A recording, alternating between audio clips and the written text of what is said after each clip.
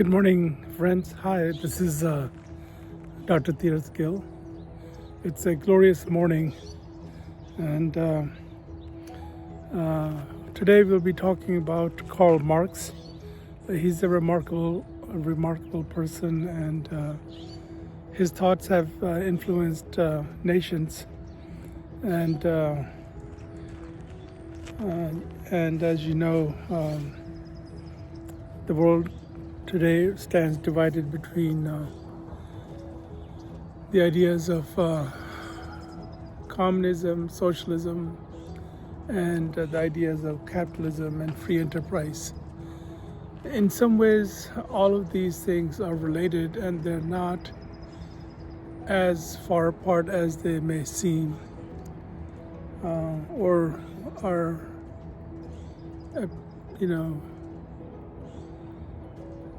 thought to be. So, to understand communism, socialism, and those philosophies, you have to understand where these arose from. So, what happened? There was a great deal of new ways, ferment in thought.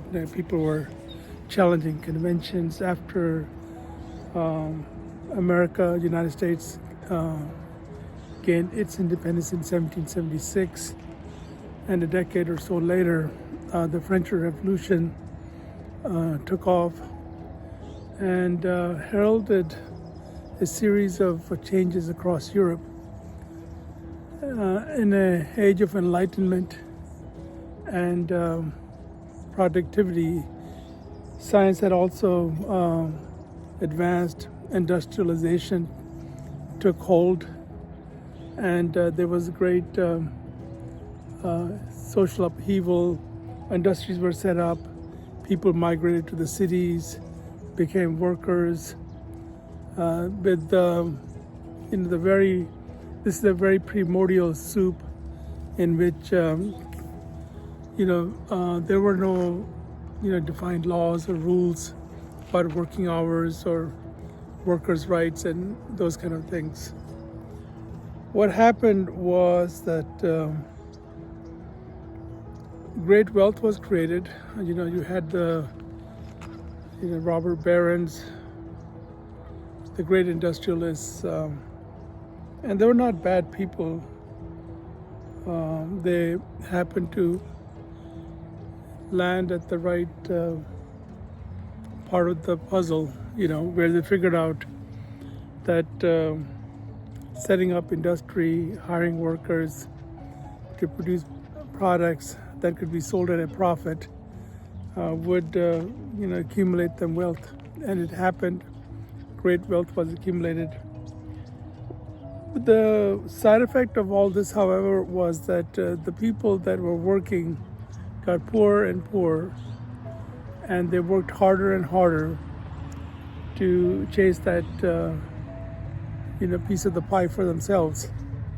And increasingly, that pie was mostly taken by the holders of the means of production, which is the industrialists and people with wealth that were able to employ others in their enterprises.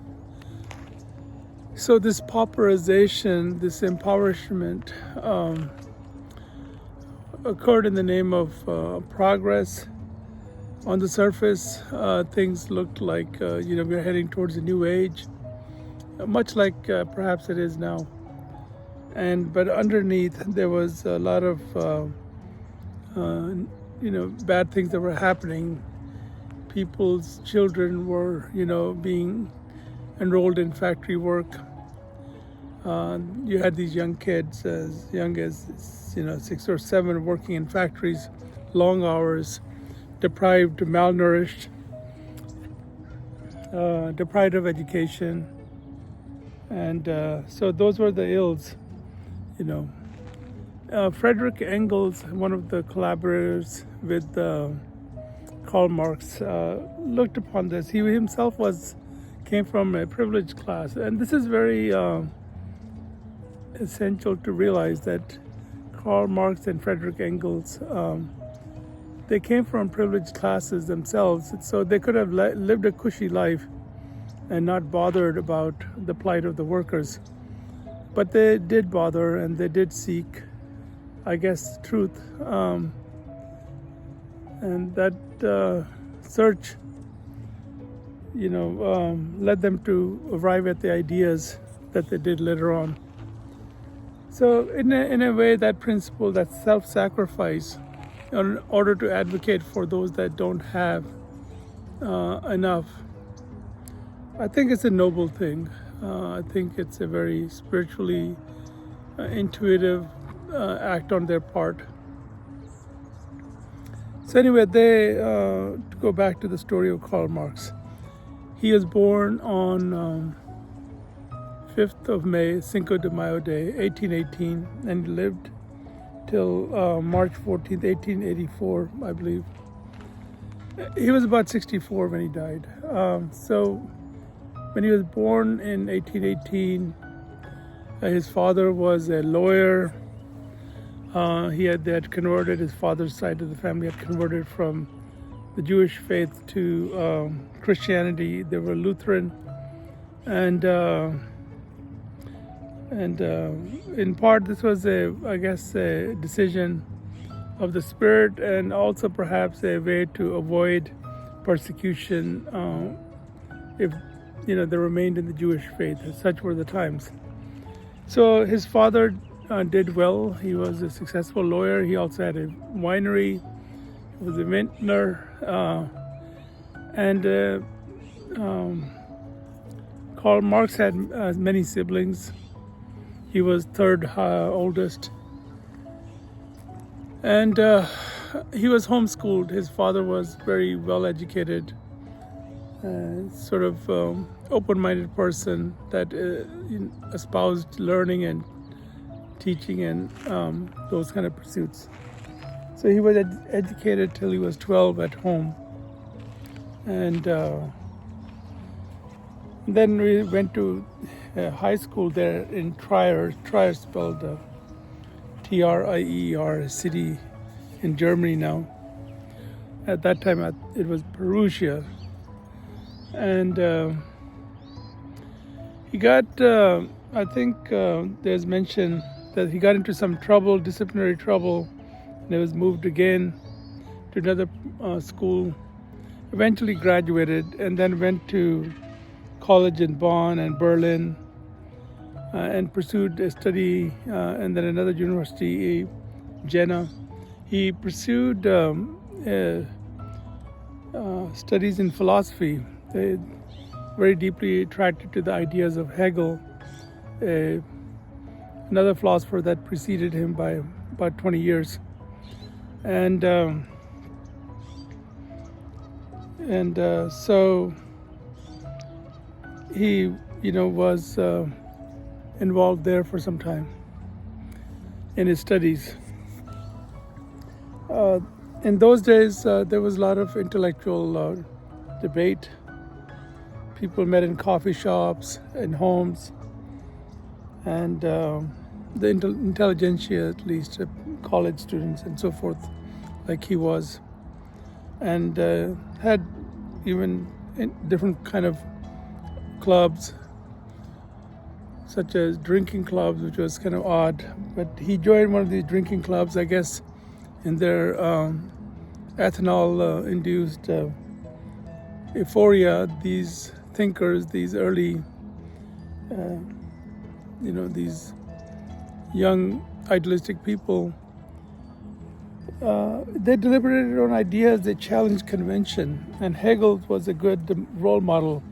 He had challenged conventions as well in the domain of religion, Hegelian, dialectics, and dialectics is dialogue. And Hegel was of the opinion, very much a admirer of Aristotle, that logic and discursive thought, like dialogue with opposing views, could yield the truth in that process of mutual clash of ideas.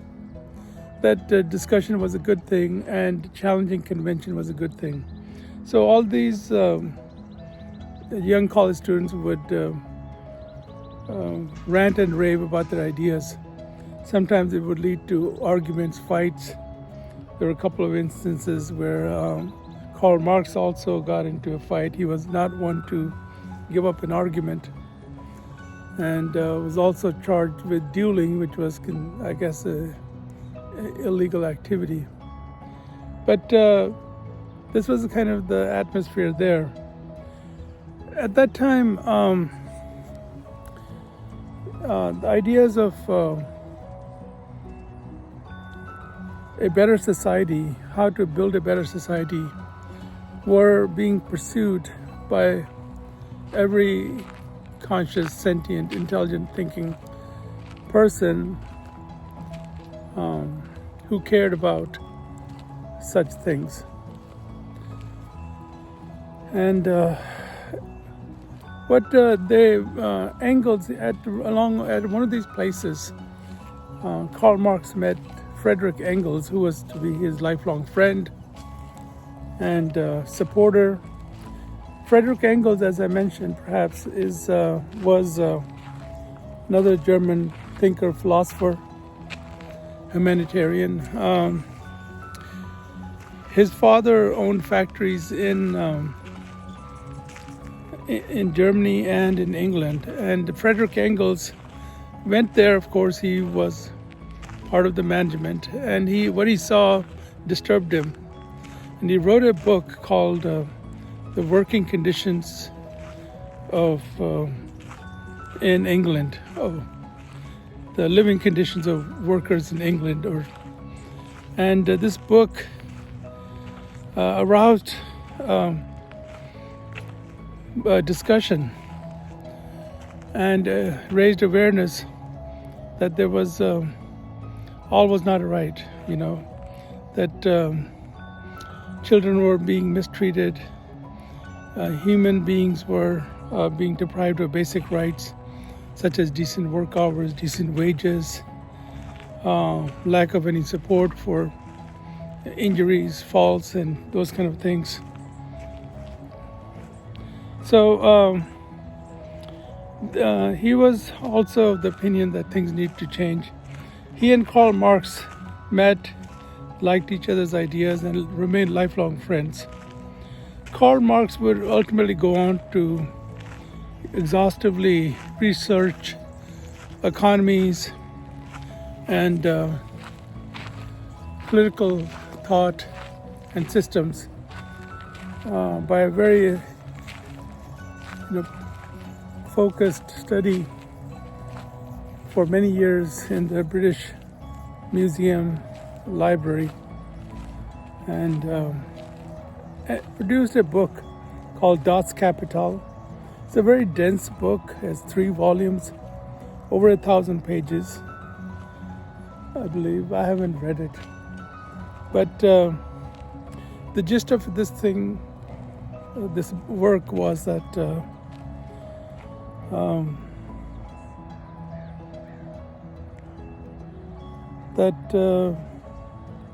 because of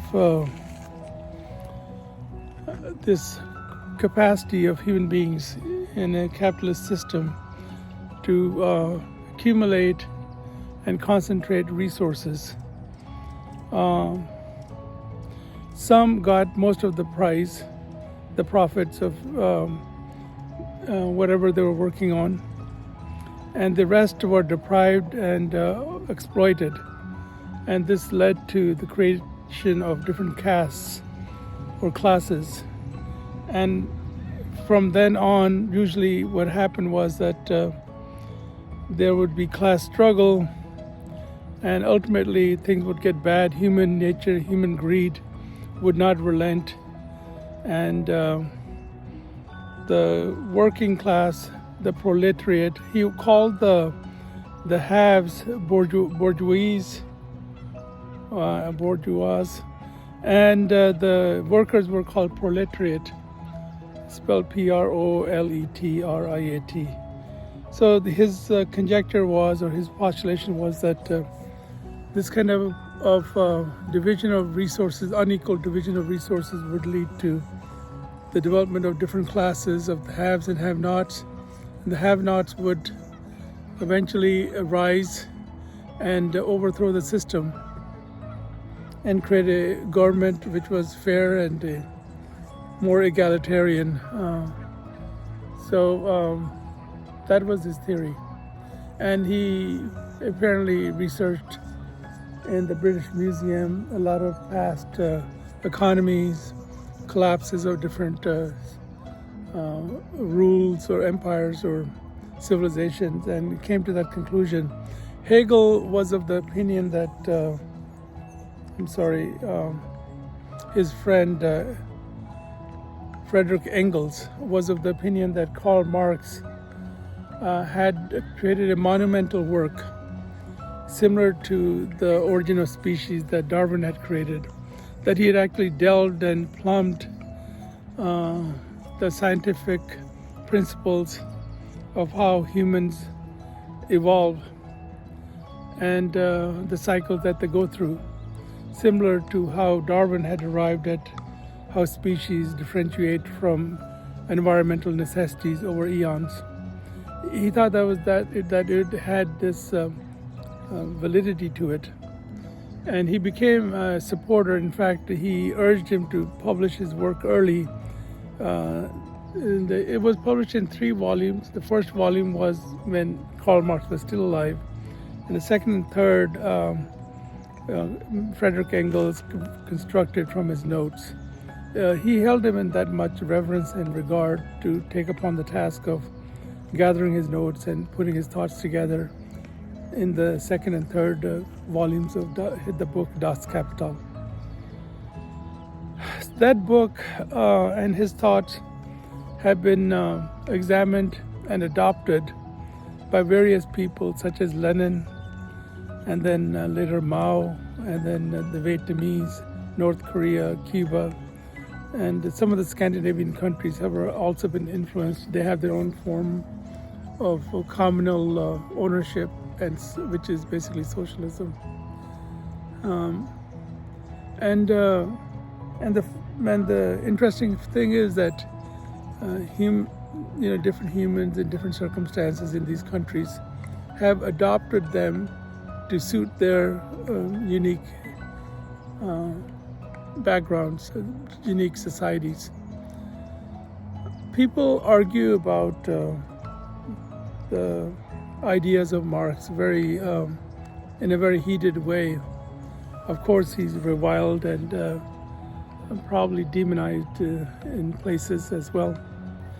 But the whole thing is that he is sort of like a prophet making a statement, and then his statement being interpreted in different ways, and that becoming the root of conflict. It's one of those petty things about human nature that we love to get into fights or